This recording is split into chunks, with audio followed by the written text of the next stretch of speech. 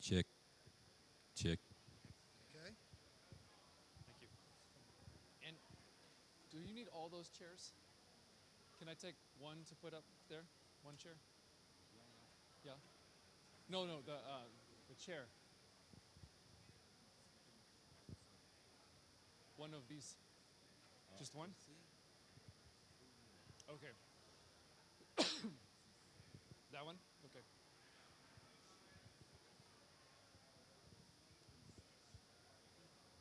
It's broken. No, it's broken. No, no, no. See. Okay, I'll ask.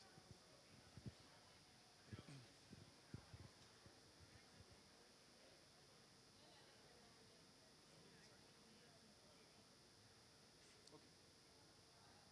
Can I take this up? Okay. Okay. There's no problem. Thank you. Come take it. Thank you very much.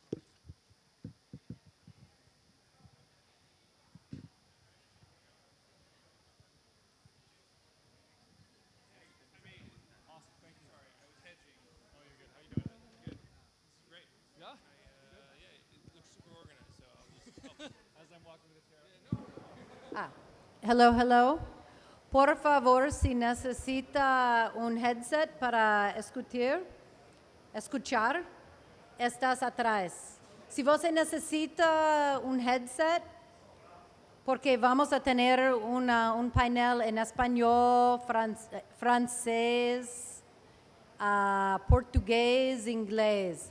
If you don't speak 4 languages, please go get a headset. I'm seeing a couple people realizing that maybe they don't speak 4 languages. You want one? Henry? You want a headset? Okay, good.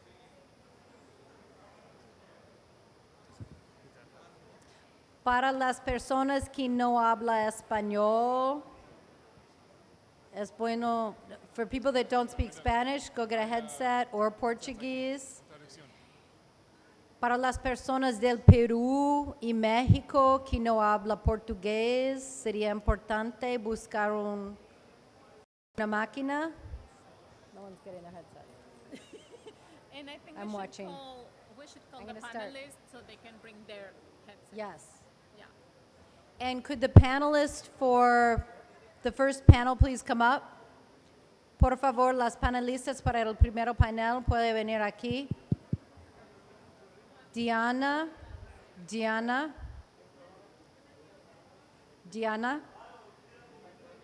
Necesito buscar un headset. John. Porque vamos a tener muchas cosas en portugués y inglés. So I'll translate into French and then they'll from French to English and then they will.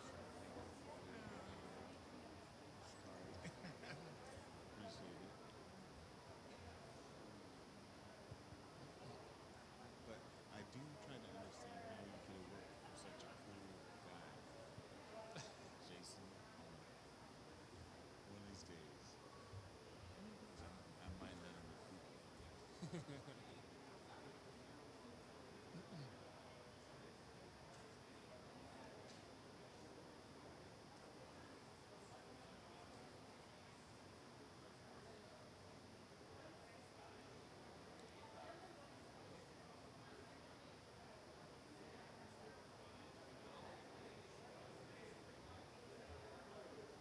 I'd like to call up the first panel. Governor Gambini of Ucayali, Peru. Por favor. Y necesito una máquina. Sí, ella está buscando.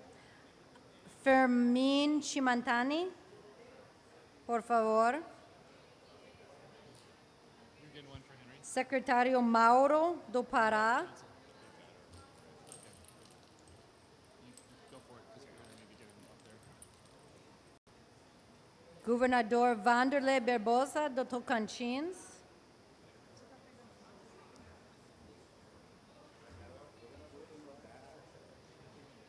Okay.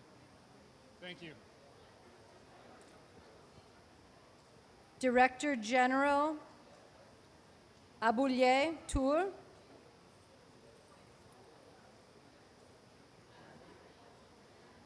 Professor Pakdadi,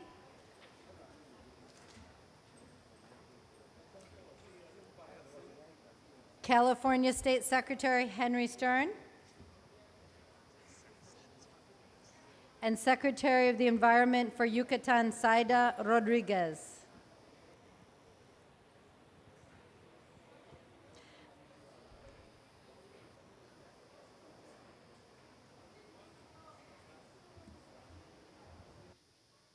State Senator, not Secretary. Should I sit behind Ture and just translate there? I was going to translate in the audience, but he will not understand what everyone else is saying. So. Sure, however you want to do it. Okay, let me ask him real quick.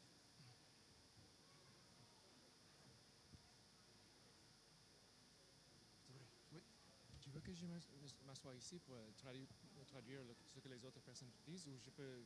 Ça dépend de vous. Non, vous pouvez vous asseoir, il n'y a pas de problème. Ok, donc Est-ce que vous serez obligé de prendre le micro? j'ai un micro ici, D'accord. donc je peux me mettre ici ou là-bas. Si je me mets ici, je peux essayer de traduire ce que les autres disent, Voilà. mais si je me mets là-bas, je vais juste faire ce que toi tu dises. Voilà. Ça dépend de vous. Oui, en De fait, toi, si, pardon. si on n'est pas nombreux pour le français, Oui. tu peux être à côté et puis tu me dis. Ok, je vais me mettre ici alors. Oui.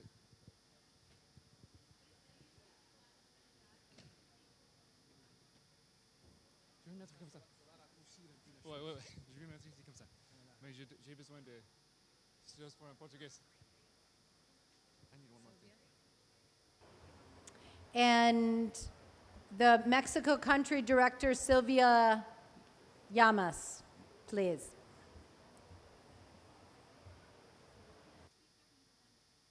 What's wrong? I don't understand this translation thing, but it seems they expect us all to speak English. I don't know. That's what I am understanding. But the boss said that it was The not. boss was good. Yeah. I'm going to translate in French. They'll translate into other languages. So I think you're good. Can I take one? Thank you. What channel is English? There is no English.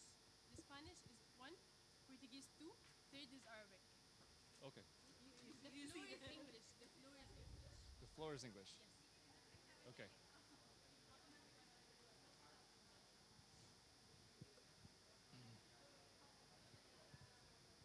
That doesn't make any sense. No, but all of our people don't speak English. Hola, buenas noches a Half of todos. them are Portuguese, half of them are English. The lady there said it's okay. Can we all come and have a seat so we can start?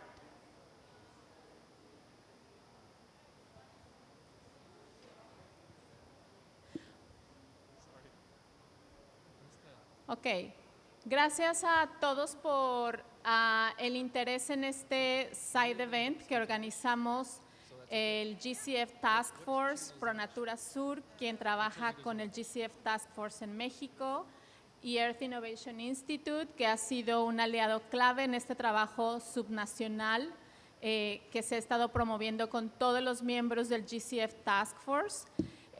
Bienvenidos, este es un espacio para conocer un poco más del trabajo que se hace con los Estados miembros y sobre este plan de acción de Manaus que precisamente se lanzó en la COP pasada en Glasgow y que fue promovido por Brasil y fue justo lanzado y empezado a trabajar en Manaus, Brasil, en nuestra reunión anual. Y bueno, van a escuchar a los panelistas, darnos su testimonio, sus impresiones y justo la experiencia que tienen de este trabajo a nivel subnacional y cómo esta herramienta de planeación los está ayudando a avanzar en sus compromisos para reducir la deforestación y degradación de bosques. Somos muchos los que queremos compartir, entonces vamos a tratar de ser muy rápidos y concisos y por ello quiero dejarlos con Dan Nepstad de Earth Innovation Institute, quien nos va a compartir un poquito de el contexto y la historia de cómo se ha dado todo este trabajo a nivel subnacional y los diferentes líneas estratégicas, pilares que han sido importantes para avanzar hasta el punto que estamos aquí. Muchas gracias a todos y estaremos aquí juntos en este ratito para compartir y conocer más de estas experiencias.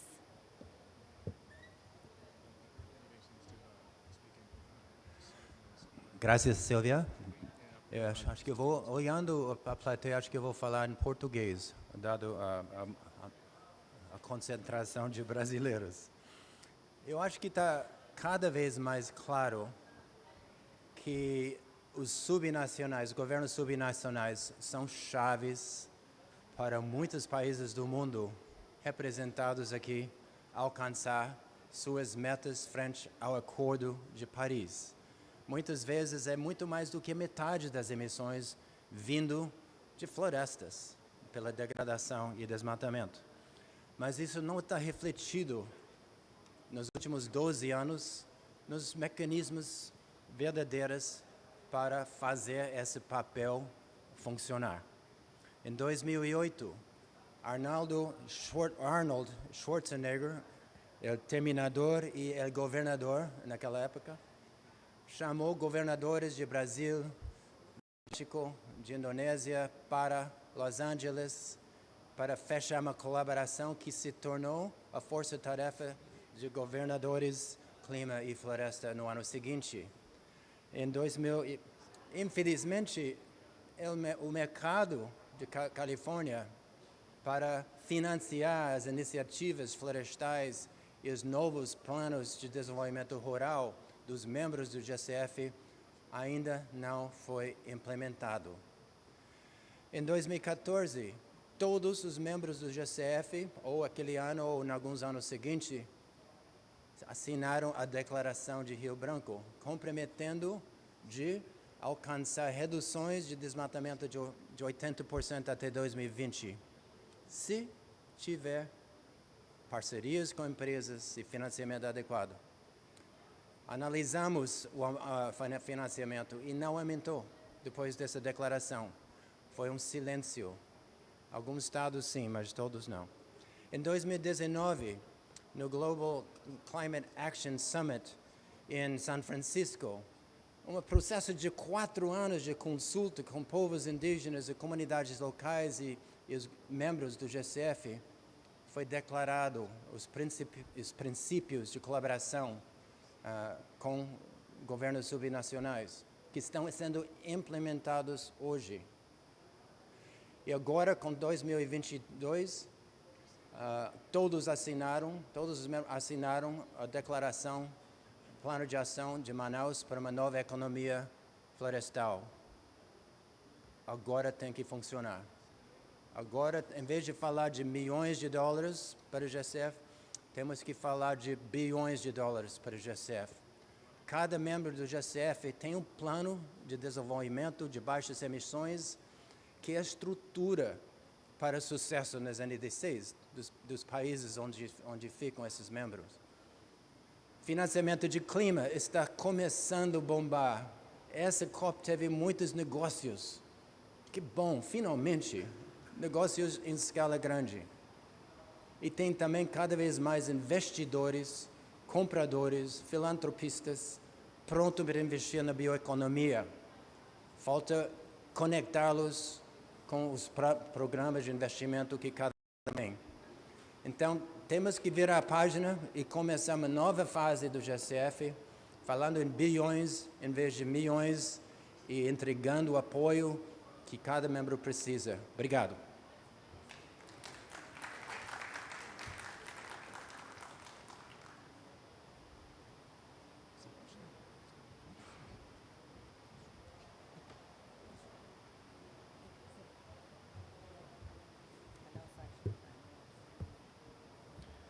Boa noite, novamente revendo a todos aqui. Obviamente eu vou falar em português, uma vez que há tradução simultânea para os demais idiomas. Só lembrando que o canal número 1 é para espanhol, canal número 2 para português e o 3 para inglês. Então vocês podem fazer a seleção desses canais aí no equipamento que vocês receberam.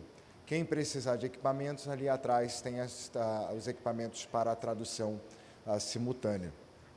Bom, Colime concedeu aqui 3 minutos só para comentar um pouco sobre o plano de ação de Manaus. O Daniel já informou muito do histórico até que nos conduziu até o Manaus Action Plan, e eu queria só destacar alguns antecedentes. Durante muito tempo, o GCF tem apoiado governos subnacionais para que a gente possa discutir alternativas e buscar metas ousadas para a redução do desmatamento. Mas também é importante destacar que nos últimos 5 anos, avançamos muito que, para além da redução do desmatamento, nós deveríamos incluir na mesma urgência o combate à pobreza. Porque são essas duas coisas que nos unem enquanto região. Uma alta diversidade biológica e, ao mesmo tempo, o desafio de lutar contra a pobreza, que é perene nas nossas regiões.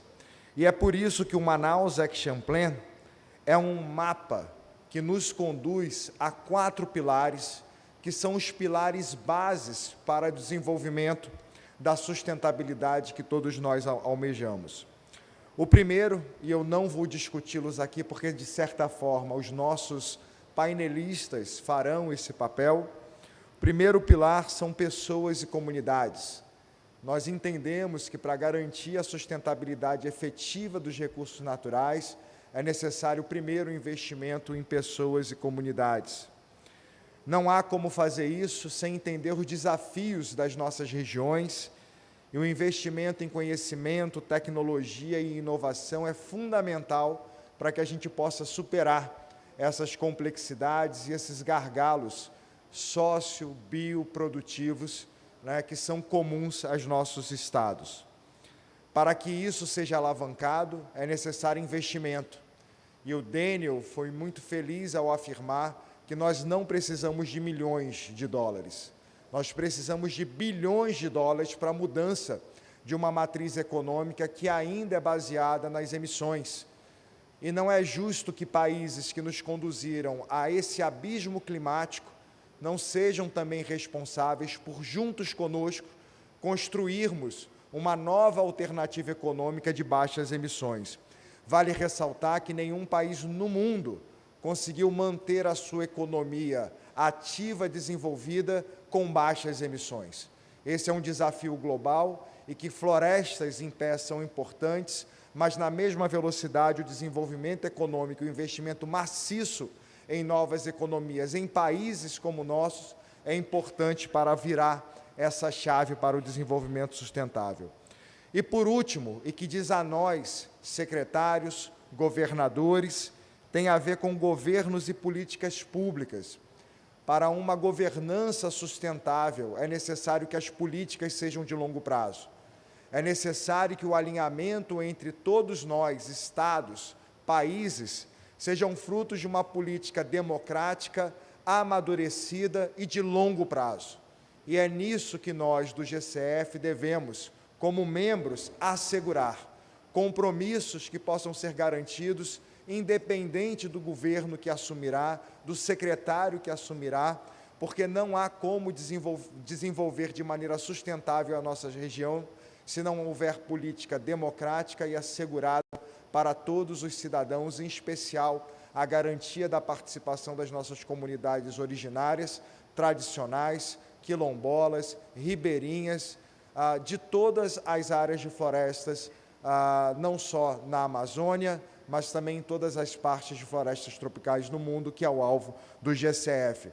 Acreditamos firmemente que o Manaus Action Plan é um caminho compactuado com todos nós para o futuro sustentável que todo mundo almeja. É isso, Colim. Obrigado.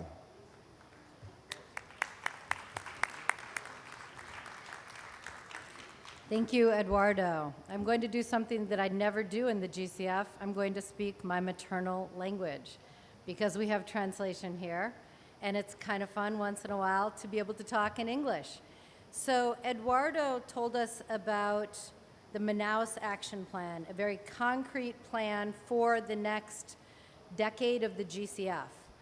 I want to take us a little bit broader and talk for a couple minutes about what a subnational governmental network can do. And there's 3 things that I want to talk about. Number 1, It can promote subnational leadership. As we've learned throughout the week, and we always talk, the GCF was born in California with 5 governments from Brazil, 5 state governments from Brazil, 2 from Indonesia, a couple more from the United States. Subnational leadership is absolutely essential in our world today. I always like to say, and I don't know how the translators are going to do with this, it's where the rubber hits the road. That's one of the things we always say in English.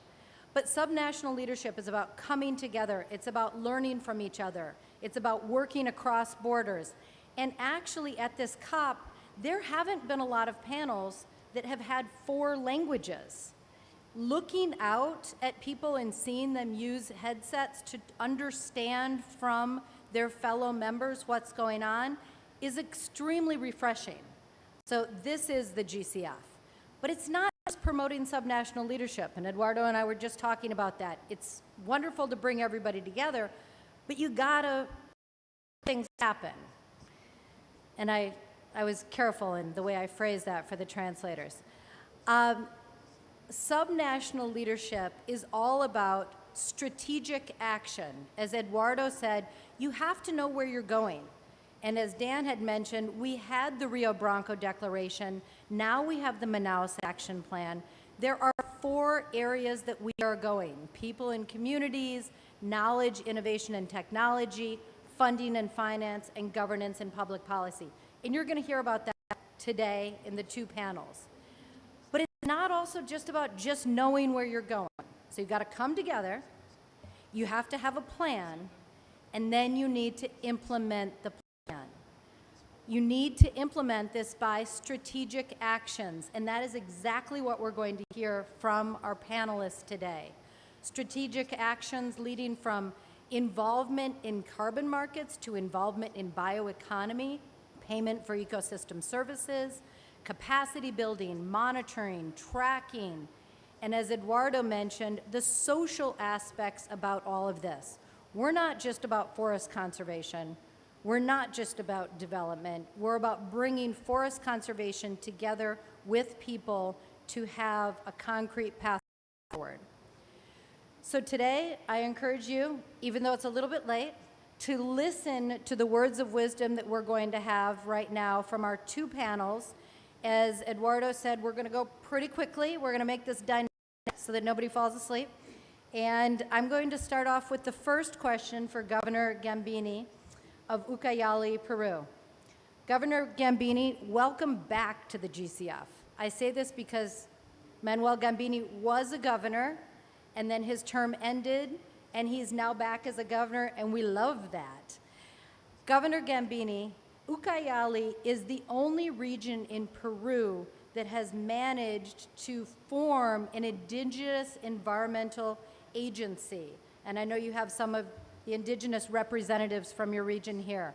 Can you talk about how you formed that agency and how that aligns with the Manaus Action Plan? Thank you, Governor. Muchas gracias.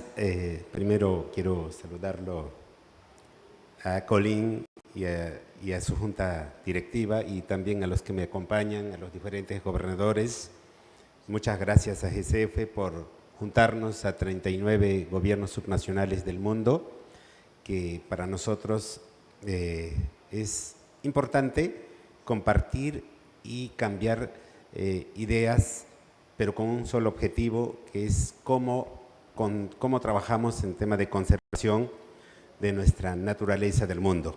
Bueno, la pregunta es cómo en la gestión pasada nosotros trabajamos para poder unir a las diferentes organizaciones indígenas de la región de Ucayali, donde yo soy gobernador, creando una gerencia, no un simple invitado, sino una gerencia dentro de la estructura del gobierno regional para que ellos también tengan la participación no solo de la cooperación, sino también propiamente de la inversión de parte del Estado peruano, de parte del gobierno regional. Y no habíamos podido culminarla y la el gobierno que me ha sucedido o el que fue elegido posterior mío no pudo culminarlo tampoco en estructurarlo muy bien, pero ahora nuevamente he sido elegido. El 1 de enero me reincorporo al gobierno regional de Ucayali. Vamos a convertirlo en una unidad ejecutora para que puedan captar tanto del Estado peruano, tanto de la cooperación, los recursos, ellos formulen sus proyectos y ejecuten. Entonces, eso va a hacer que todas las organizaciones van a tener su nueva casa propiamente en el Estado, en el gobierno regional de Ucayali, para que desde allí, en el proceso de planificación y el desarrollo de ejecución de todos los planes con un objetivo importante. ¿Por qué yo di la importancia a los pueblos indígenas? Porque ellos son los principales conservadores. Gracias a ellos, en los espacios donde ya fueron definidos, no hubo mucha deforestación y más aún, ahora, próximo periodo, el 100% de las comunidades nativas van a tener la seguridad jurídica que es su título de propiedad. ¿Puedo continuar? ¿O ya mi tiempo? No estaba monitorando, pero rapidito. Sí. Bueno, entonces vamos a titularlos, vamos a entregarle su seguridad jurídica a las comunidades indígenas, pero ya en el próximo periodo el compromiso es al 100%, y también trabajar con las diferentes municipalidades ya en cuanto al control de residuos sólidos, ¿no? Vamos a apoyarlo con la construcción, equipamiento de plantas de tratamiento de residuos sólidos y seguramente con algunos alcaldías también en un trabajo de que se haga un trabajo de sensibilización fuerte para que las comunidades que desarrollan la agricultura migratoria ya no continúen por ese camino, sino vamos a trabajar ya en tema del uso de tecnologías, las maquinarias para darle la productividad y de esa manera ya no tener presión a los bosques. El objetivo es protección, producción con inclusión social. Muchas gracias, que Dios le bendiga.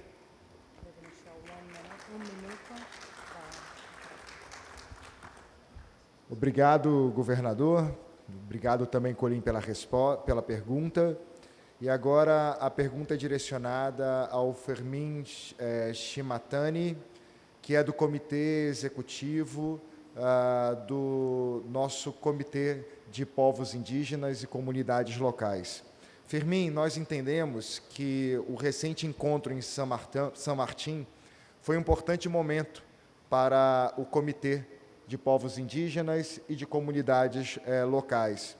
Vocês organizaram muitos painéis e também desenharam um importante documento sobre colaboração com os governos. Você pode comentar para a gente, né, sobre essa experiência, por favor, compartilhar com todos nós como foi a experiência e esse fortalecimento do Comitê de Populações Indígenas e Comunidades Locais do GCF.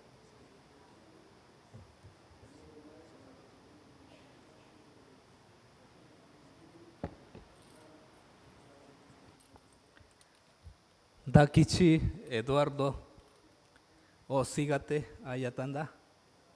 Saludar a los hermanos y hermanas de las organizaciones indígenas de diferentes países y a los distinguidos panelistas y distinguidas panelistas que nos acompañan.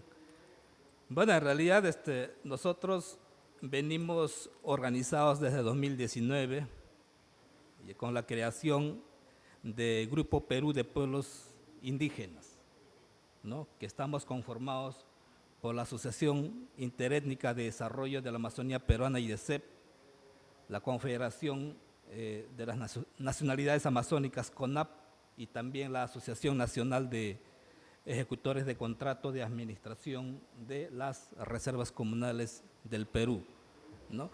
Esto se da justamente por la facilitación del espacio que se ha generado desde la gobernación amazónica de Ucayali, ¿no? A través de justamente de esta gerencia de desarrollo de pueblos indígenas, donde se consolida y venimos organizados.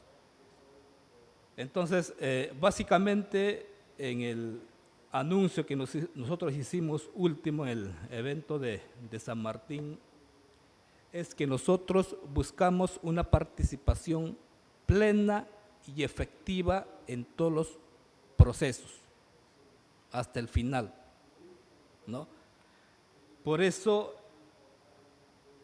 desde el plan de trabajo de Manaus, ya venimos, ¿no?, en articulación con el Grupo Global de Pueblos Indígenas y Comunidades Locales, ¿no?, el desarrollo de las actividades que generen como primer paso las condiciones habilitantes de este grupo para que sea operativo e impulsar una participación plena y efectiva, ¿no?, en diferentes programas, proyectos y sobre todo en una distribución equitativa en el acceso al financiamiento, ¿no?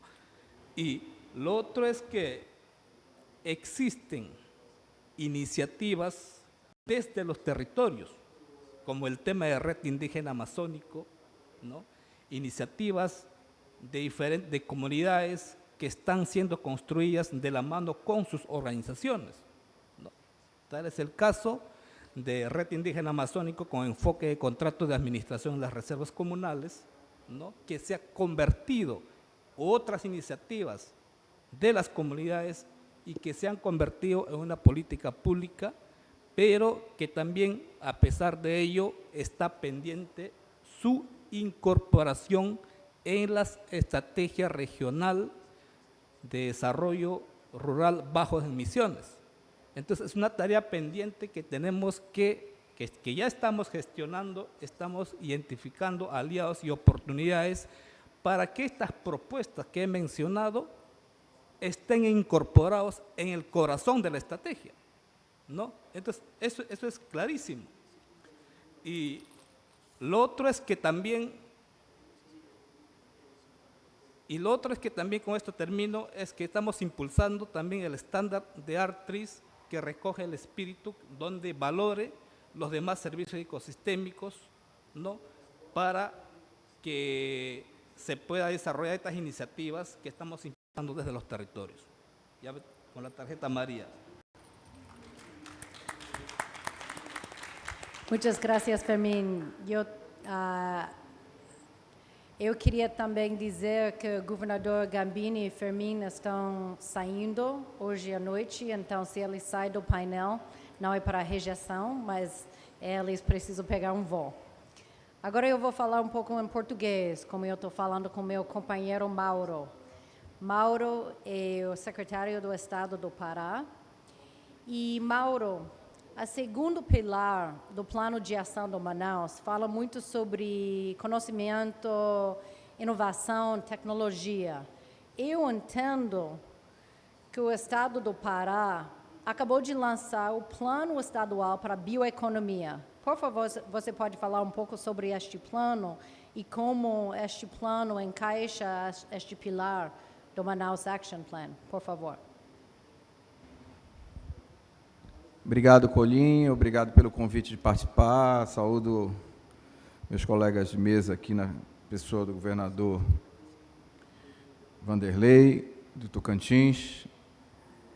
Hoje foi um dia muito emocionante para nós, um dia que deu muita gratificação para mim, em especial, para toda a minha equipe da Secretaria de Estado de Meio Ambiente, porque nós cumprimos uma promessa feita na COP 26, que na verdade começou desde a COP 25, quando nós levamos para aquela COP o conceitual de um plano setorial de mudança do uso do solo e da floresta, que nós intitulamos Plano Amazônia Agora. Lá, depois de um ano da COP, e que ela não aconteceu, né, por conta da pandemia, nós lançamos as diretrizes para o Plano Estadual de Bioeconomia no Fórum Mundial de Bioeconomia que nós realizamos no ano passado em Belém. E nos desafiamos a entregar um Plano Estadual de Bioeconomia neste ano, na COP 27. Isso que foi feito. Mas, mais do que isso, foi um processo de construção e aprendizado que envolveu um grupo de trabalho com mais de 41 representantes de instituições e pessoas da sociedade civil paraense. Fizemos mais de 14 reuniões setoriais ou oficinas para ouvir, fazer uma escutativa das comunidades tradicionais, dos ribeirinhos, dos indígenas, dos quilombolas, dos extrativistas. E essa construção, para quem hoje assistiu o lançamento do Plano Bioeconomia no pavilhão do Consórcio da Amazônia Legal, os depoimentos dados por esses representantes foi o mais importante para nós. No contexto do Plano de Bioeconomia, 3 eixos são importantes para nós. O primeiro, pesquisa, desenvolvimento e inovação, é o que você traz. O segundo é patrimônio genético e cultural e conhecimento tradicional. Isso é uma coisa importantíssima no contexto da preservação florestal, de os estados terem estruturas que possam gerar conhecimento tradicional associado, mas também patentes dos produtos de bioeconomia que devem ser decorrentes da floresta. E o terceiro eixo é de cadeia de valores sustentáveis e negócios.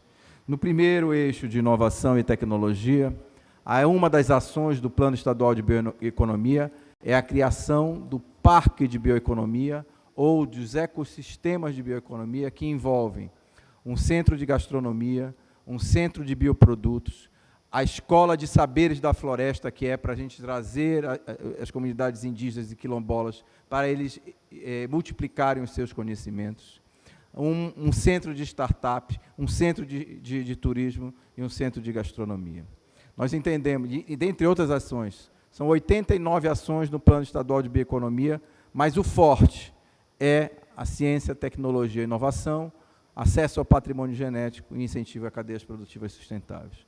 O que a gente quer fazer um chamamento é que os estados da Amazônia, da Panamazônia, que o GCF muito bem conecta, que a experiência do Pará possa ser inspiradora e aglutinadora de um pensar de uma economia da floresta, de uma economia da Amazônia e de uma economia, como eu venho dizendo, a bioeconomia do cuidado, a bioeconomia das pessoas. Eu fiquei muito satisfeito de ouvir o presidente Lula, já caminho para o final, antes que me cortem o microfone, de ver o presidente Lula fazendo referência à pobreza, fazendo referência a fortalecimento dos municípios e fazendo referência à cobrança que o país do Brasil vai fazer dos países desenvolvidos pela promessa que fizeram de 100 bilhões de dólares por ano a partir de 2020. Eu acho que a representatividade da eleição do presidente Lula, não só de fazer com que o país volte a se interconectar em relações internacionais, mas é fazer com que o país novamente lidere a América Latina, lidere a América da floresta amazônica, para que a gente possa ter investimentos necessários e capacidade de proteger as florestas e proteger os nossos povos ancestrais e originários. Muito obrigado.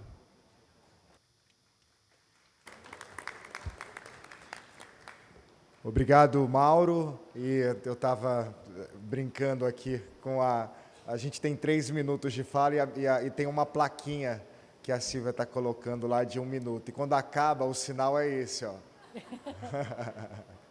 Muito bom, muito bom.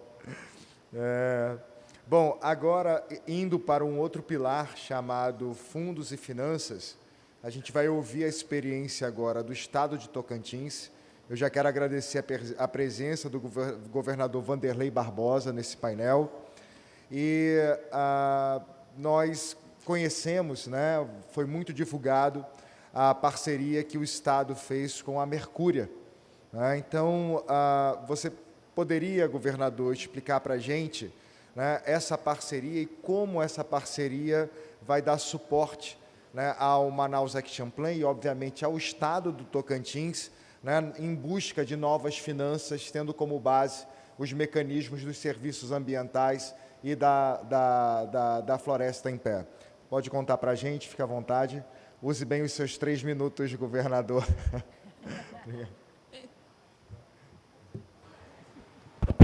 Boa tarde a todos. Cumprimento todos os governadores, secretários de Meio Ambiente que aqui estão, cumprimentando a secretária do Tocantins, secretária Miyuki. Olha, nós ouvimos atentamente a fala dos secretários de Meio Ambiente de outros estados, para a gente chegar até o ponto de fazer com que empresas como a Mercúria interessassem pelo produto tocantinense. Nós somos o estado que diverge um pouco dos estados da Amazônia, porque nós temos um bioma predominante nosso, é o cerrado, diferente do bioma amazônico, que temos apenas 11%, mas nós temos tido políticas voltadas para proteger esse nosso bioma. Nós fomos o estado que mais reduziu o desmatamento ilegal, ou, aliás, o segundo estado da região norte do Brasil, que mais reduziu o desmatamento ilegal no ano passado. Também fizemos 34% de redução de focos de incêndio com uma campanha que fazemos de orientação às populações tradicionais, às populações ribeirinhas, às populações rurais, chamado Foco no Fogo. Essa é a nossa preocupação. E isso é que faz com que as empresas interessem no nosso produto. A Mercúria, já estamos bastante evoluídos.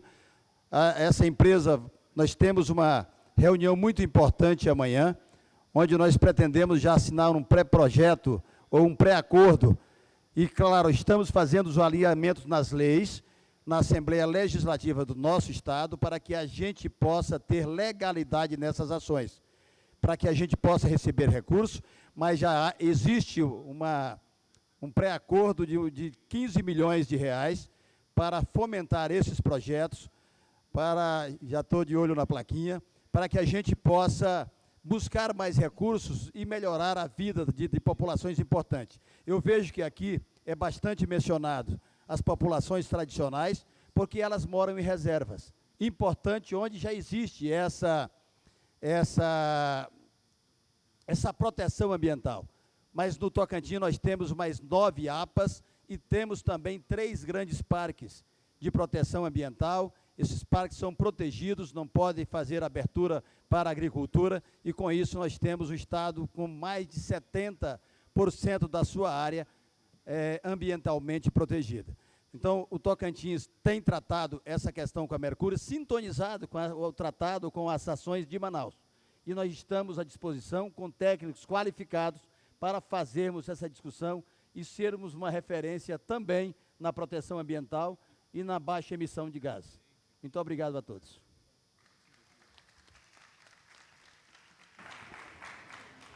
Congratulations, Governor. That was really, really important to hear how you're mobilizing these funding and finance. Director General Abdoulaye Tour, in talking with you and your team, Amon Auguste specifically, earlier this week, he said something, here's another English phrase, money begets money. And I said, what do you mean by that, Abdul? And he said, well, seed funding is really, really important. And the GCF was a source of seed funding for Bélier in Côte d'Ivoire. Director General, can you talk a little bit about what you use this seed funding for and how it aligns with the map? Merci beaucoup, madame. Je voudrais juste, comme je parle en français, aller doucement pour ne pas que lui ne puisse pas traduire comme il se doit. Je voudrais dire que nous sommes la région du Bélier, qui est située en Côte d'Ivoire, en Afrique de l'Ouest. Et je suis obligé d'attendre. Hein. So he's giving me C'est traduit directement? Ah d'accord, ok. D'accord, donc je pourrais aller directement. Donc je disais que nous sommes la région du Bélier en Côte d'Ivoire. Et... C'est bon? Ça ne marche pas avec l'anglais. Ça ne marche pas avec l'anglais? Bon, donc, ok. Donc, vas-y. So he was just telling me he's giving me some time to translate. He's from Bélier en Côte d'Ivoire. Alors, notre région a bénéficié de l'appui de GCF pour mettre en place les éléments essentiels qui permettent à la région de pouvoir travailler sur le plan de l'environnement et de protéger son espace forestier.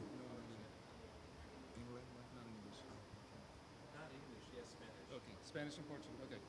So it's translating well into Spanish and Portuguese, but not English. So I'll still translate. So we benefited in Bélier avec financial support from the GCF on our plan to reforestation and restoration.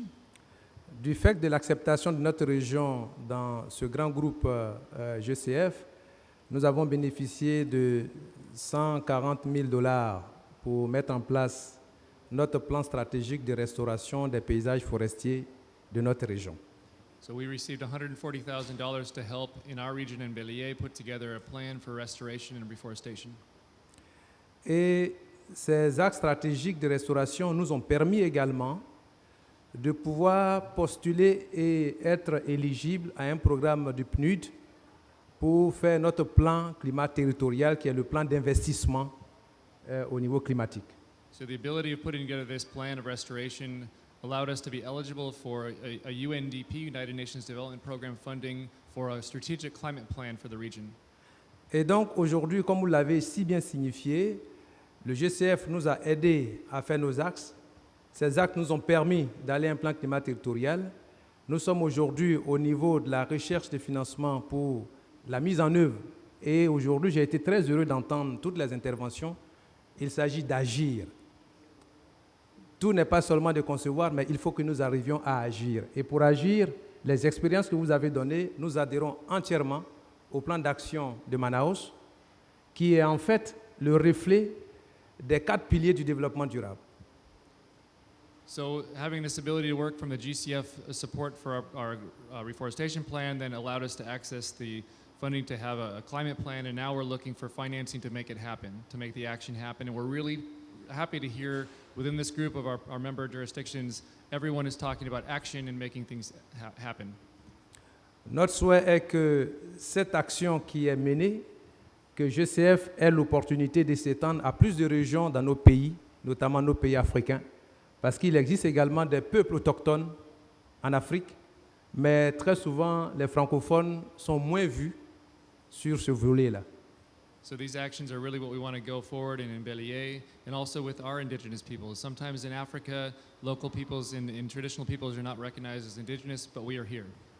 On voudrait donc terminer en remerciant les partenaires financiers qui ont soutenu GCF, par lesquels nous avons bénéficié de ce financement, et demander que ceux qui sont également disponibles puissent continuer d'apporter leur soutien à GCF afin que tous les membres de GCF puissent bénéficier des appuis nécessaires à la mise en œuvre de leurs différents plans d'action qui existent.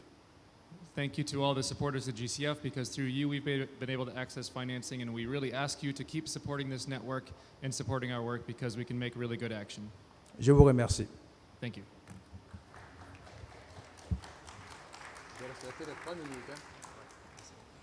Merci. Muito obrigado. E agora, a próxima pergunta é para o professor Pakidadi, que é líder do Conselho de Mudanças Climáticas Regionais em East Kalimantan, na Indonésia. Obrigado pela sua presença, professor. O senhor pode nos contar um pouco sobre a recente parceria com o Banco Mundial, que apenas começou, e trazendo para a gente qual é o significado da criação desse fundo junto com o Banco Mundial e como ele está alinhado às estratégias do Manaus Action Plan. Professor, por favor, seus 3 minutos. Thank you for the question. Is Kalimantan has used natural resources in extractive manner for about 5 decades. And what happened after that is Kalimantan faced many problems, especially negative impact to environment in the form of forest fire and also long-lasting flood, and also the economic growth is continuously decreased.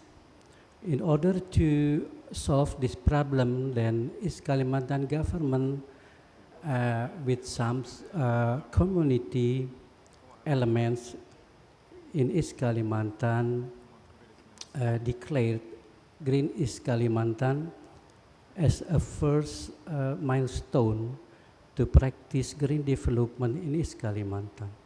Those natural disaster and ecological disaster is actually the impact of a high rate of deforestation and degradation. And in 2015, the World Bank offered East Kalimantan to implement the FCPF Carbon Fund program, and this program aims to reduce emissions through deforestation and forest degradation. So this program is really fit to what East Kalimantan need by means to reduce deforestation and forest degradation. And starting from 2015, we start with the preparation of the program for 5 years. And beginning 2020, we implement the program and will be done until the end of 2024. Thank you.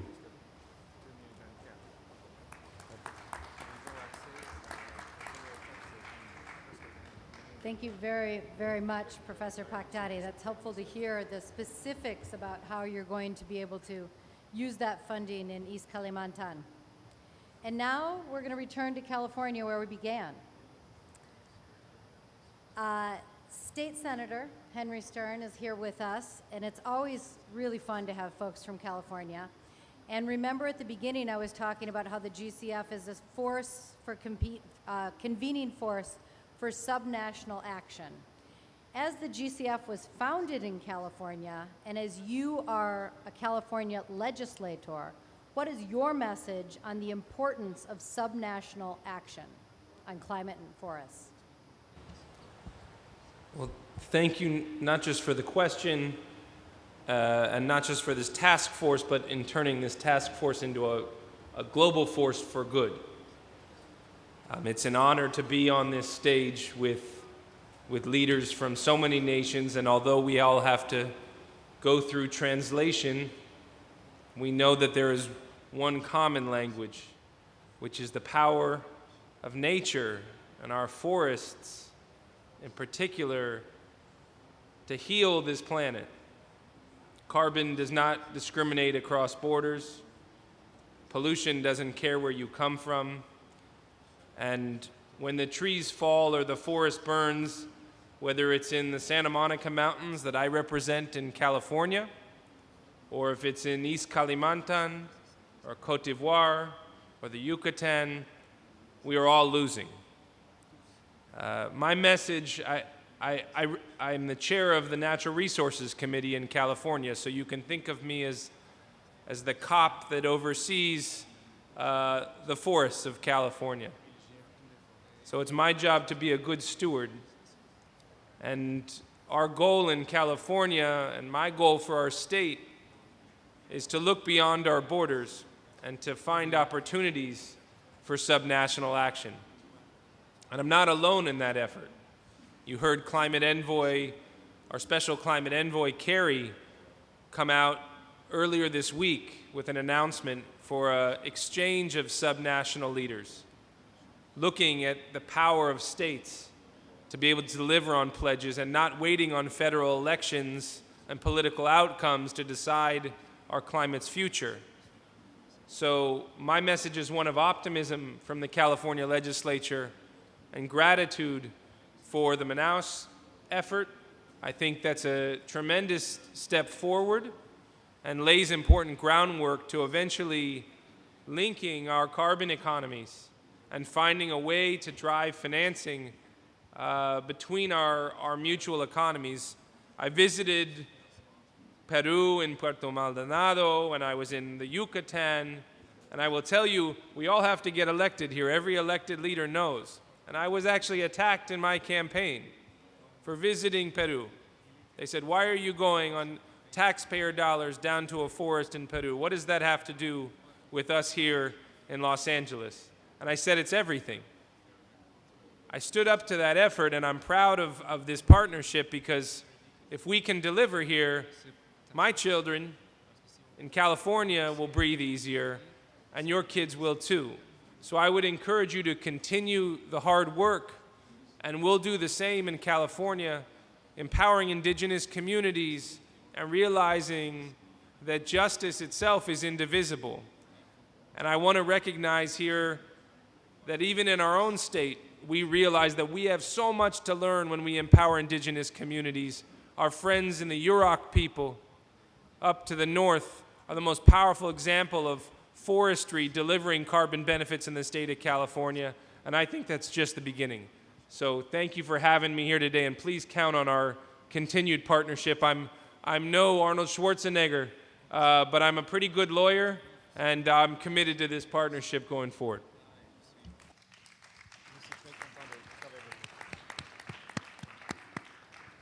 Muito obrigado, senador. E agora, encerrando este painel, eu convido a secretária de Meio Ambiente do governo de Yucatán, México, Zaida Rodrigues, que atua agora como presidente da rede, até o nosso próximo encontro, onde todos nos veremos, né, em Yucatán, no México. E é justamente sobre isso que eu queria que você, Zaida, pudesse nos dar, né, uma visão do que será o encontro que nós teremos em Yucatán, no México, e como esse encontro irá nos ajudar a avançar na construção integrada do Manaus, dos pilares do Manaus Action Plan. Então, cede a palavra e os 3 minutos estão com você. Muito obrigado. Lo intento en 3 minutos.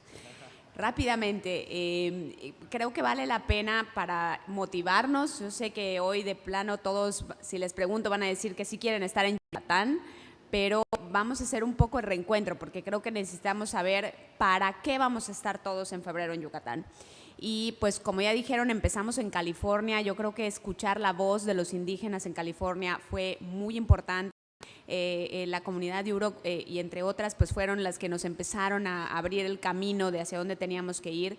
Caquetá también fue un punto muy importante en el reconocernos a nosotros mismos, que teníamos que generar un camino conjunto, que teníamos que visualizar cómo trabajar hacia el mismo objetivo, pero con la misma metodología.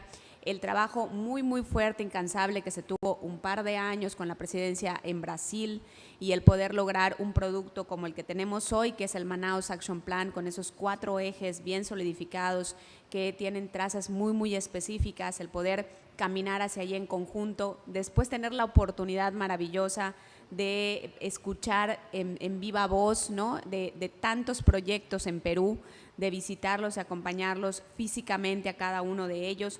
Pues creo que ha sido un camino recorrido que nos muestra mucho y que nos consolida lo que ya precisamente el senador Kerry nos ha aterrizado. Seguimos luchando por un mismo objetivo. ¿Y qué vamos a esperar en Yucatán? ¿Qué queremos ofrecer y qué queremos pedirles que vengan a trabajar a Yucatán en conjunto? Pues necesitamos que no solamente nos veamos nosotros como familia, necesitamos que GCF pueda hablar fuerte al mundo y decir: nuestras acciones importan, lo que hacemos importa. Y hoy podemos dejar una huella quizás del tamaño de un escarabajo.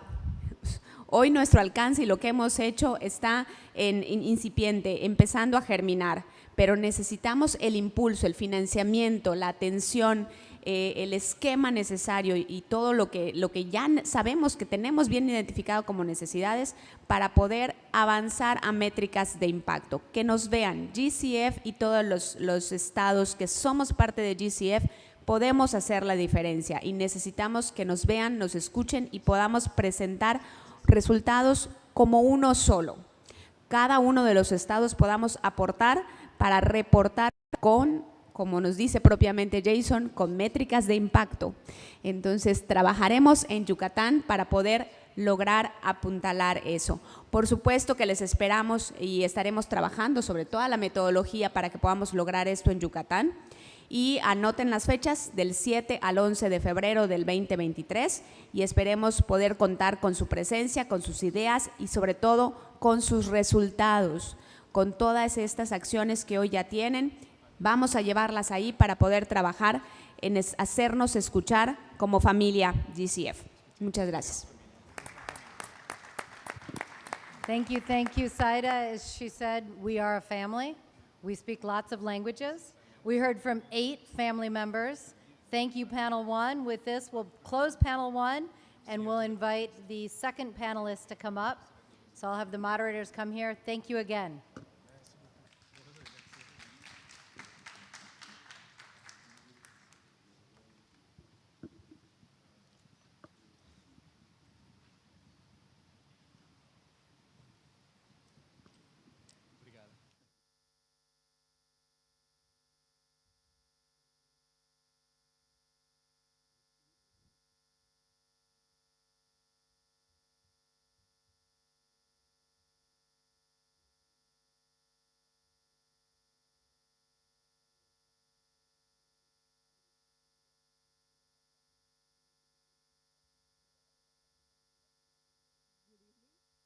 Sorry.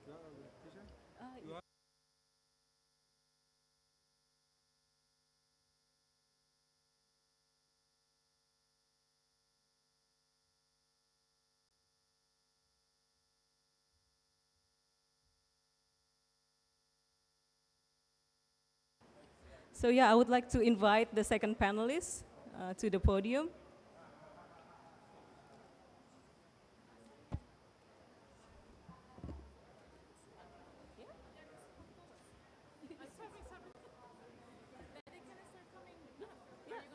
Yeah, so we have Miss Melody Mayer, we have Señora Francisca Arara, Señor Jorge Lopez Dorida, Mr. Daniel Melling, we have Señor Samuel there, I hope I pronounced it correctly though, Ms. Monica de los Rios, Señor Sergio Graf, Professor Ardi.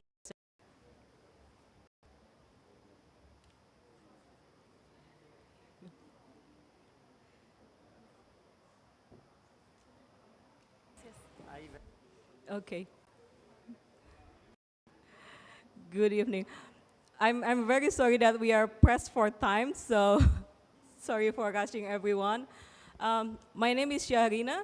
I'm the country director of GCF Task Force Indonesia. Feel free to call me Rina. I will co-moderate the session with my colleagues from Peru, Fabiola Munoz, which will come later on. I'm sorry, I'm practically challenged, so you might unable to really see me clearly here. But following on the first panel, we also organized the second panel based on Manaus Action Plan. So we have people, our partners, member provinces, representing the actions taken with regard to Manaus Action Plan. Now, I will start with the first pillar, which is people and communities. And I would like to introduce Ms. Melody Mayer, Assistant General Counsel of Yurok Tribe. Ms. Mayer, the Yurok Tribe has worked closely with the state of California to push for increased partnership and joint decision-making. What lessons from the Yurok experience would you recommend for the GCF Task Force members and indigenous partners, please? Goatsi, Ayakui, good evening, everyone. I want to begin with acknowledging that the methods that I'll talk about aren't necessarily right for each indigenous nation, because I think it's important to understand the political and historical context that will inform the next steps towards building a good relationship, whether it be with state, federal partners, or even any companies that may be interested in projects on indigenous territories. However, with that being said, I think one of the most valuable things for the Yurok tribe has been knowing the importance of asserting and reminding state officials that the tribe is not just a consultant, but rather a governmental entity that has very valuable knowledge about resource management, about protecting our forests, and that has the same decision-making authority as any state. and is as responsible for land management and protecting its people and the health of its natural resources as any state. Another valuable lesson has been being willing to engage in diplomatic relationships with state and federal partners. And this has required a lot of time, a lot of training, and a lot of skill building for Yurok tribe employees and leadership. And also a request on behalf of the tribe to state and federal partners to help assist with that sort of travel. If you talk with Yurok tribal officials, we'll probably invite you to come to the Yurok tribe to visit and see the way that we manage our lands and the way that we implement traditional ecological knowledge. And finally, I'd like to touch on the importance of education. So starting with public school systems, oftentimes the incorrect history is taught in our public school systems.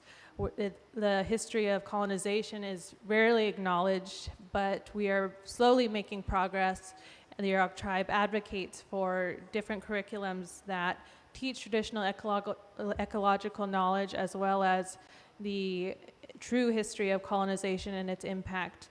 And along with that, I'd like to share a quick story that our Honorable Councilmember Provel shared with me about bringing back the jump dance, which is a world renewal ceremony for the Yurok tribe. And that was started, again, it's always been a Yurok tribe tradition, but it used to be not allowed in California state parks. And the state park staff didn't understand the role of fire in the ceremony. They didn't understand that access to certain parts of the beach were necessary. And to some extent, the Yurok tribe had to keep returning and keep saying, we're going to do this. This is necessary for the survival of the Yurok tribe. And time again, it would have to have a similar conversation of, no, this is the way things need to be done.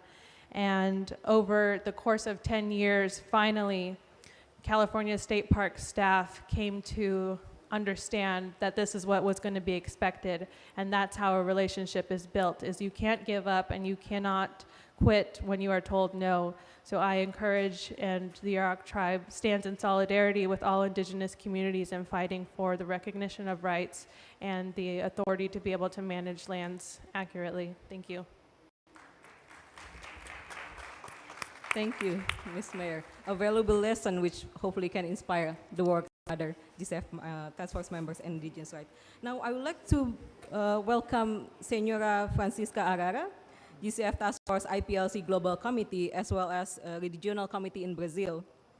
Senora Arara, the Brazil Regional IPLC is actively engaging states and communities throughout the Amazon. How, in your view, can Manaus Action Plan and the GCF Task Force guiding principles can help ensure increased rights and partnership within the IPLC?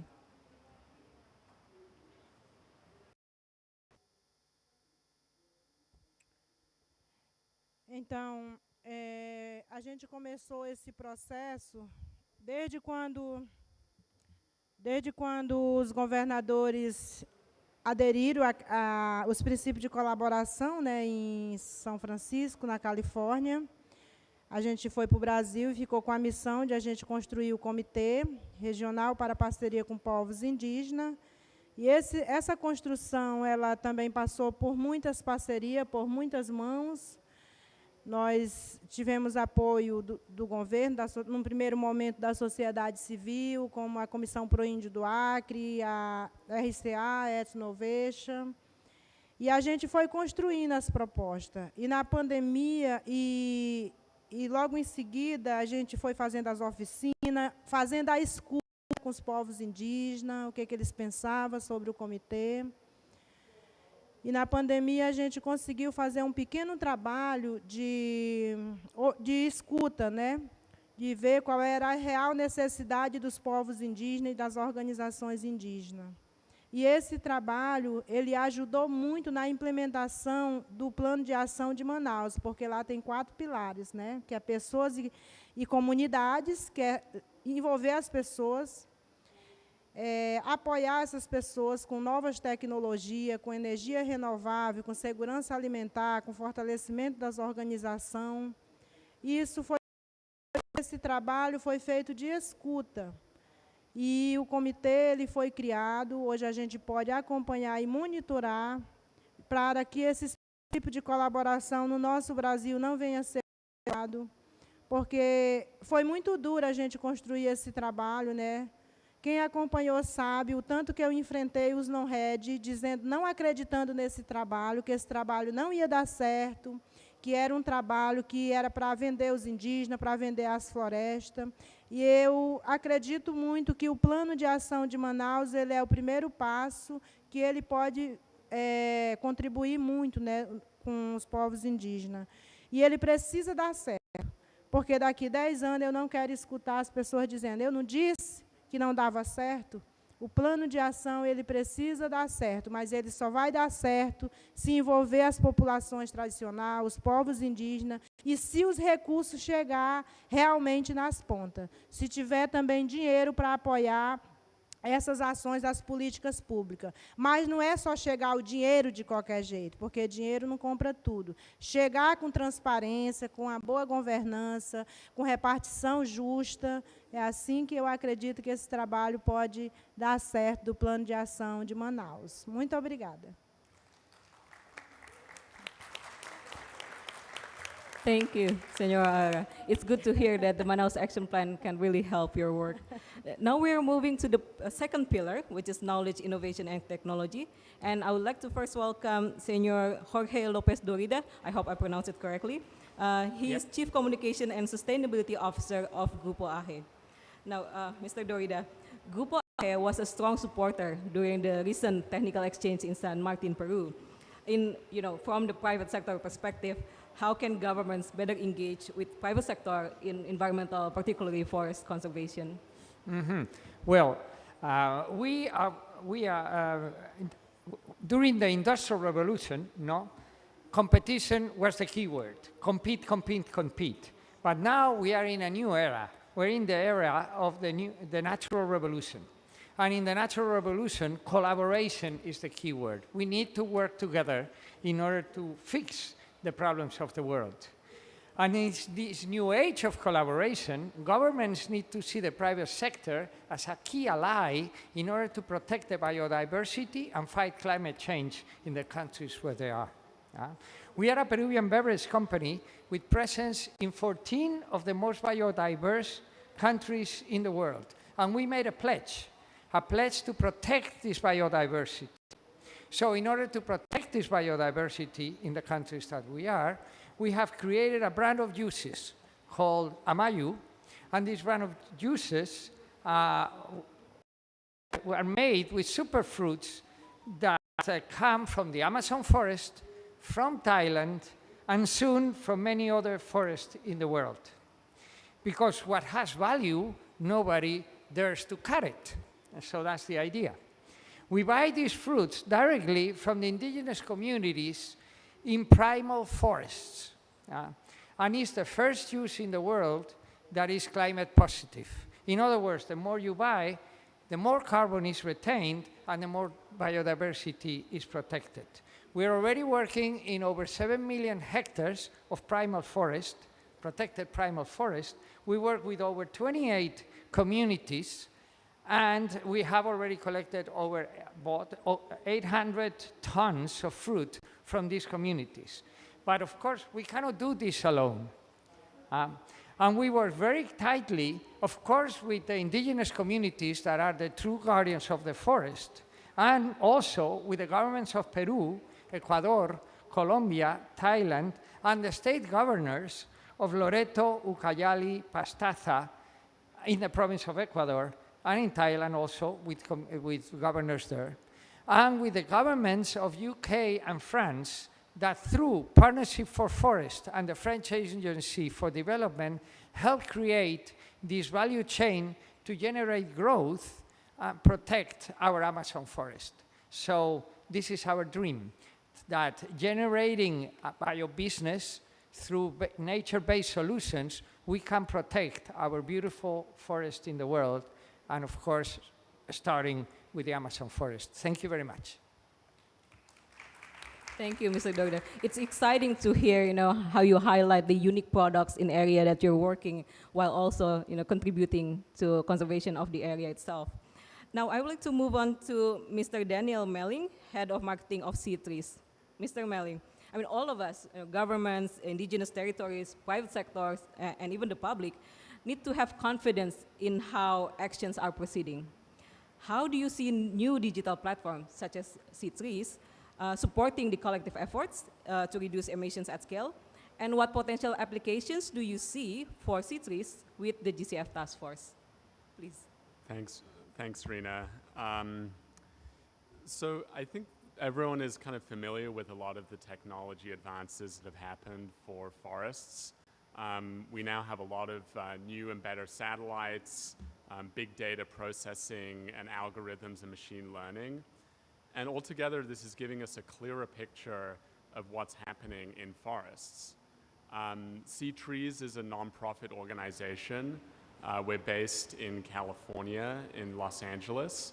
And our goal is to bring the best science possible to create forest carbon data of the highest quality worldwide and make it available to everyone who needs it. I think these advances in technology are promising information about forests that's more accurate. You're getting results faster, and it's also a lot less expensive. So at COP, our organization has released a couple products. For the Climate Trace initiative, we released global data on carbon associated with forestry and land use sector.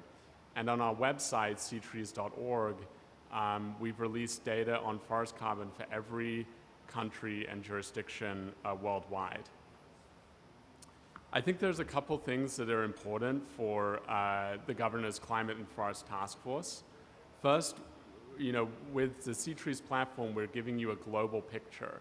So you can understand what's happening in your jurisdiction and also how it relates to national emissions and national carbon stocks, and also the international picture and how it all adds up globally. We're also providing activity data.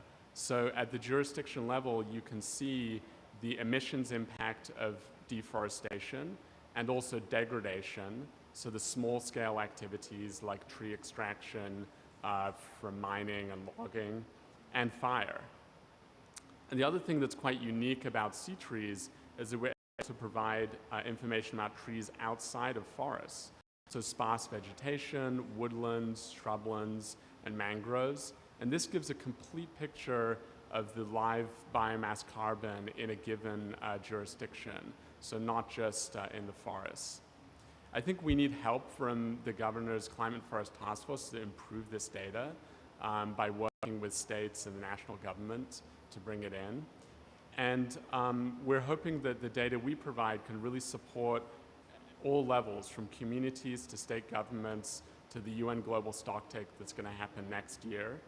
And that's why we need the Governor's Climate and Forest Task Force to really bring us all together.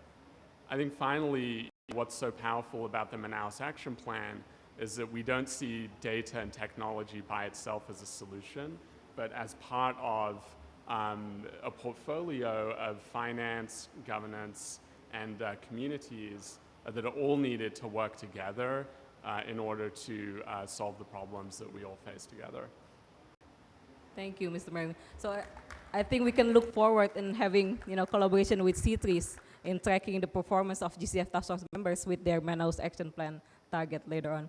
Well, for the next two pillars, I would like to welcome my colleagues, Fabiola Munoz, to continue. Thank you for the first four panelists. Ms. Munoz, please.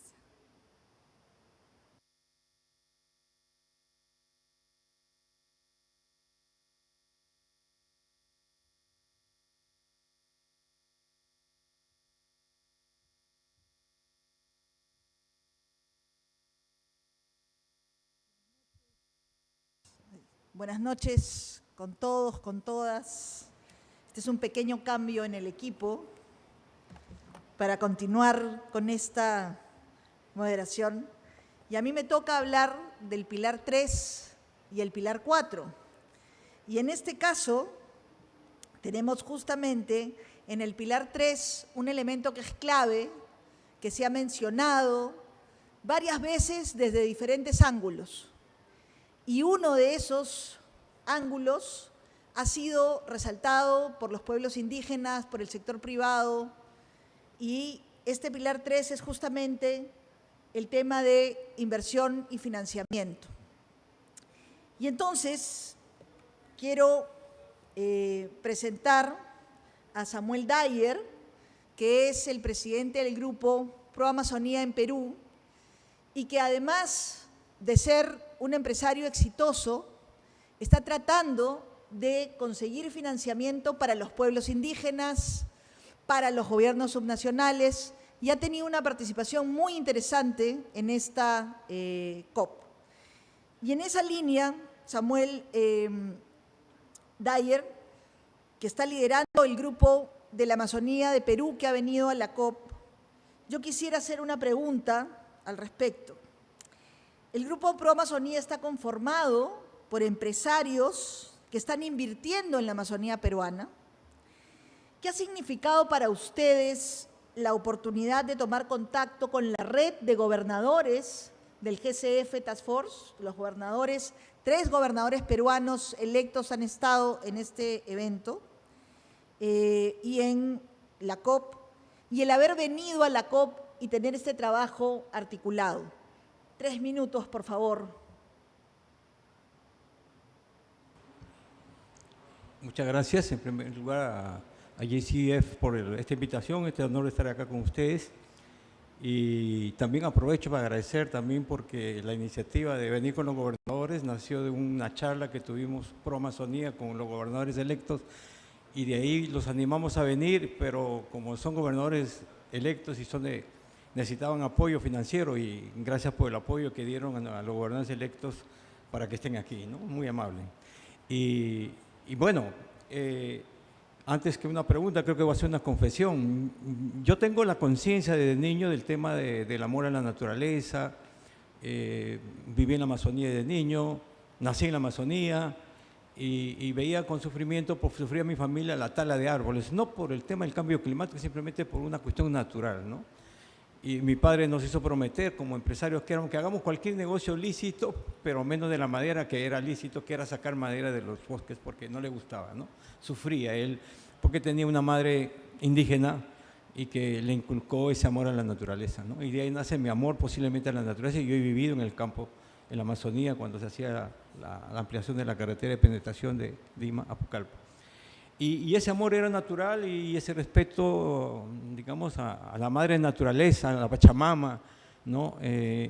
Y ya siendo emprendedor, ¿no? Siempre hemos tratado de hacer esa actividad también de mucho respeto a la naturaleza, al medio ambiente, a los derechos humanos, a los derechos laborales, ¿no? Que te trae muchas, también muchas satisfacciones, ¿no? De hacerlo, porque uno lo hace de corazón.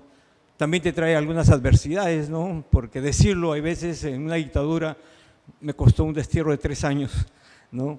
Y es una anécdota porque salí vivo del problema, pero fue duro. Pero también me hizo más comprometer no solo con los derechos humanos, sino con lo que es correcto, la democracia y esas cosas, ¿no? Y las actividades ilícitas, ¿no? Y hablando de emprendimiento, justamente, ya siendo emprendedor, me invitaron antes de la pandemia al GCF en Florencia, gracias a Fabiola, gracias a hacer una exposición sobre un proyecto que estábamos iniciando en Pucallpa de reforestación, y eso me enganchó con ustedes, ¿no? Y me hizo crecer más mi interés, pero ya más con una amplitud. Viene de ahí como que hice una maestría de cambio climático, del tema del desarrollo, inversiones bajo de emisiones y esas cosas técnicas que yo no lo había hecho. Entonces, y ahí nos conectamos también con MDA, y estando presidente Víctor Galarreta, también anecdóticamente me dijo: oye, liderando Pro Amazonía, llegan bien ustedes al pueblo, tienen un lenguaje muy bonito, ¿por qué no animamos a los alcaldes de la Cuenca Pachitea Guaití a unirlos? Y yo le digo, oye, pero la mitad me odia porque estoy reforestando y hay malentendido. Y la mitad, no, pero lo vas a convencer. Y me ayudó. Víctor fue mi maestro, mi gran amigo. Sufrí mucho con su muerte por eso, ¿no? Sufrí mucho, Fabiola lo sabe, cuánto sufrí. Y él me impulsó, y hicimos la alianza. Mucho siempre, Fabiola en ese momento no podía ser, no era presidenta, pero ella siempre nos animaba. Y logramos unir rapidito a los 14, a los 17 alcaldes. Logramos ya la mancomunidad está formada, y ahora lo que me causa satisfacción y la experiencia que tengo acá en la COP es que al venir con los gobernadores, al estar con los dirigentes de las comunidades nativas, hemos tomado la decisión prácticamente de hacer el otro año la COP de la Amazonía, que es un congreso que hacemos de empresarios, pero estamos cambiando de nombre. Y con eso quiero terminar la anécdota. Si queremos luchar contra el cambio climático, lo tenemos que hacer, y los emprendedores tenemos conciencia como cualquier ser humano, y tenemos que tener conciencia, porque la actividad emprendedora es la que más, por supuesto, deforesta también, porque la actividad emprendedora desde el inicio del hombre tala árboles, ha hecho en la era industrial, han comenzado a quemar carbón, etcétera, etcétera. Y quiero terminar diciendo que nosotros no solo estamos buscando el desarrollo sostenible en la Amazonía, sino que estamos buscando también el financiamiento para los pequeños emprendedores, y sobre todo focalizado en el pequeño, en las comunidades nativas y en la mujer. Y estamos empeñados con este congreso que vamos a hacer en abril o mayo, donde va a ir el presidente, que nos ha confirmado ayer que va a ir personalmente y lo va a inaugurar. No solo quiero comprometer a GCF que nos ayude a organizar ese evento, sino que vamos a seguir uniéndonos, porque tenemos que conseguir un plan para la próxima COP, que tenemos que traerlo acá, un plan bien agresivo y un plan Marshall para la Amazonía peruana, donde todos tenemos que comprometernos del 61% del territorio. Ese es el objetivo que hemos conversado con los 3 gobernadores, y ellos van a unir a todos y poner un plan. En 30 años tenemos que ir a tala cero, deforestación cero, minería ilegal cero, limpieza de los ríos y mucho respeto por las comunidades nativas, para que toda esa población de Amazonía eleve su calidad de vida respetando el medio ambiente. Gracias. Muchas gracias, Samuel Dyer. Muchísimas gracias. Efectivamente, creo que hay una visión que está cambiando de los empresarios y del rol de la inversión privada, de cómo se puede conectar con los gobiernos locales, con los gobiernos subnacionales.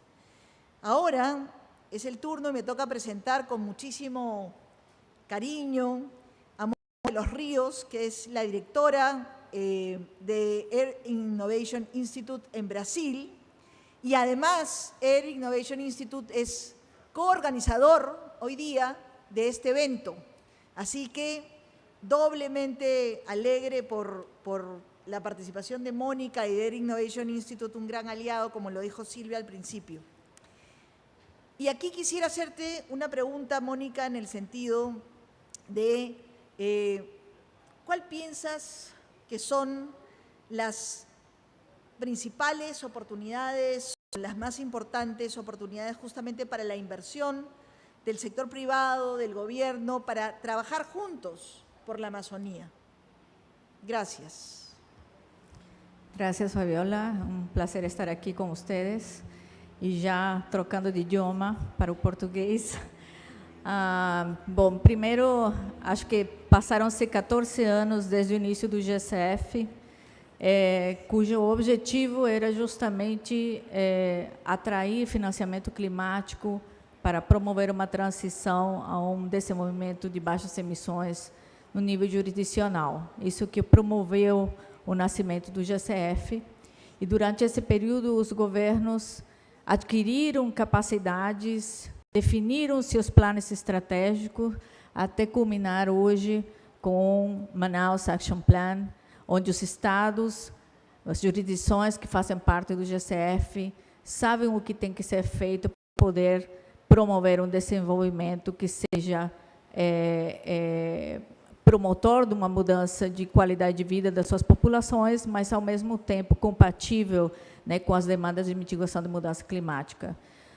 Hoje também temos padrões que visam certificar créditos de carbono no nível jurisdicional, coisa que nós não tínhamos antes quando o GCF nasceu. Instrumentos já existem para poder garantir a qualidade e integridade ambiental dos créditos de carbono gerados pelas jurisdições do GCF, e garantir o cumprimento de salvaguardas desses créditos de carbono. Hoje nós temos uma expressão explícita de demanda por esses créditos jurisdicionais, haja visto o lançamento da coalição LEAF, que é composta por governos e empresas que visam ter transações de crédito jurisdicional, não somente de pagamento por resultados, mas de compra desses créditos jurisdicionais.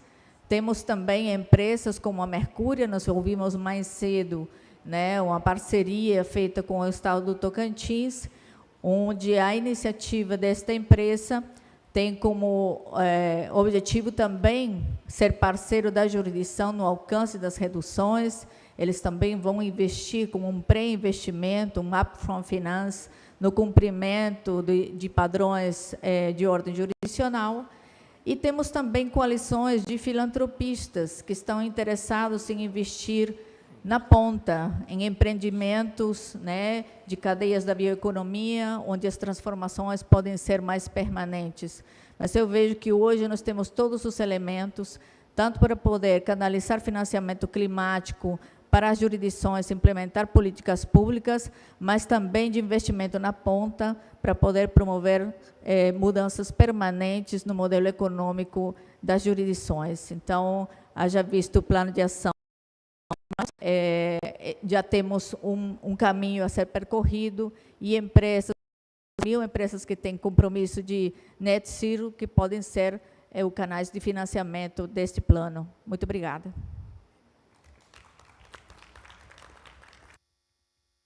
Muchísimas gracias, Mónica.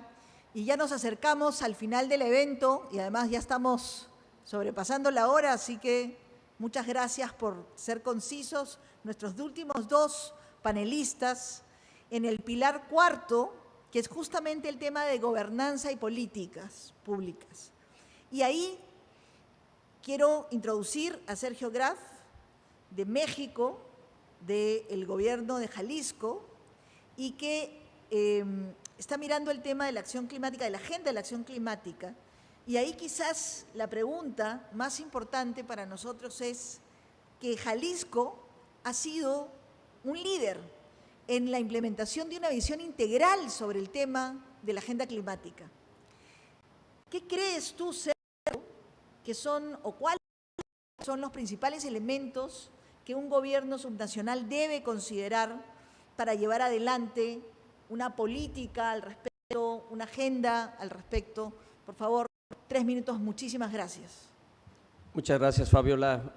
Me da mucho gusto representar al gobernador Enrique Alfaro en este evento. Lograr una actuación o lograr los objetivos establecidos en un marco de actuación como el Manaus Action Plan que hemos establecido, se requieren crear condiciones habilitadoras para ello. Y esas condiciones habilitadoras incluyen un marco de instrumentos de planeación climática articulados en los 3 niveles de gobierno, nacional, estatal, pero también en las regiones y municipios de cada uno de nuestros estados. Y también un marco programático que articule los aspectos de la agenda climática, de biodiversidad y de lucha contra la pobreza. Y este marco programático está integrado, en el caso de Jalisco, de la Estrategia Estatal de Biodiversidad, la Estrategia Estatal de Reducción de Emisiones por Deforestación y una estrategia de articulación de los sectores productivos forestal, agropecuario, acuícola, a la biodiversidad, que permite articular estos dos agendas en un marco de desarrollo rural, y que esto nos ha permitido establecer con el sector privado, productores e industriales, un esquema de cadenas libres de deforestación. Pero esto no sería posible si no contamos también con un marco institucional que permita hacer intervenciones a nivel territorial efectivas en todo el territorio de un estado, como el caso de Jalisco, que tiene 8 millones de hectáreas, 5 millones de hectáreas de bosques y selvas y 125 municipios. En este contexto, hemos construido un modelo de intervención territorial a través de organizaciones intermunicipales, son agentes públicos de desarrollo territorial que actúan a nivel local. Actualmente tenemos 11 en el estado de Jalisco, 11 de estas asociaciones, que están integradas por un consejo de gobernanza integrado por los alcaldes de cada una de las regiones y donde participan el gobierno estatal, el gobierno federal y también las universidades y organizaciones de la sociedad civil, donde el proceso de toma de decisiones es de carácter colegiado. Y esto permite intervenir en proyectos específicos con las comunidades, quienes son los destinatarios principales de esta política, porque tenemos que articular adecuadamente el logro de la contención de la deforestación y la conservación de la biodiversidad, dando beneficios primero a los dueños de la tierra, a los habitantes de las regiones donde estamos realizando estas implementaciones, con una agenda de bioeconomía que permita estructurar proyectos no solamente